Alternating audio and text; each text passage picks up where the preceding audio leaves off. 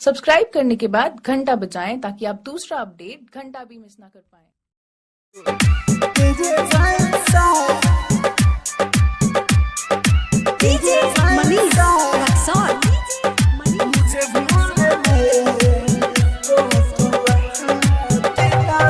क्या करूं मैं तेरी याद दिल से जाती नहीं, क्या करूं मैं तेरी याद दिल से जाती नहीं, तेरे जैसा मुझे भूलने को तो आती नहीं, तेरे जैसा मुझे भूलने को तो आती नहीं।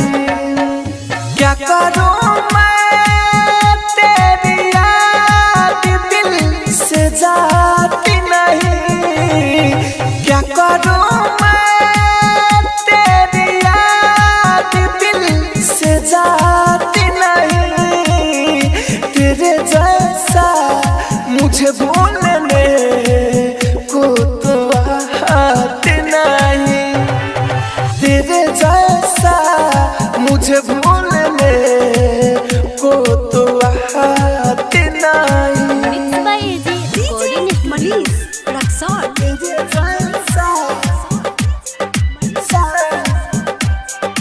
तेरे जैसा मुझे भूलने को तो आती नहीं। हाँ, हर दम में तेरा ही नाम आए, तेरी यादें सुबह शाम आए,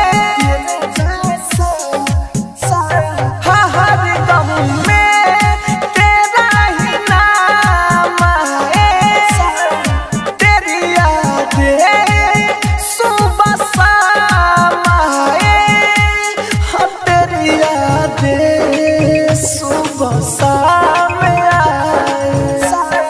जख्म देख के ओ सनम मरहम लगाती नहीं, जख्म देख के ओ सनम मरहम लगाती नहीं, तेरे जैसा मुझे भूलने को तो आती नहीं, तेरे जैसा मुझे भूलने को तो आती नहीं।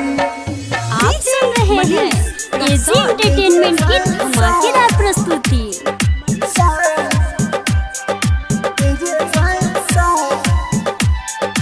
मुझे भूलने को तो आती नहीं। हराई तेरी यादों को नींद न आती है, लाके अनील को सताती है,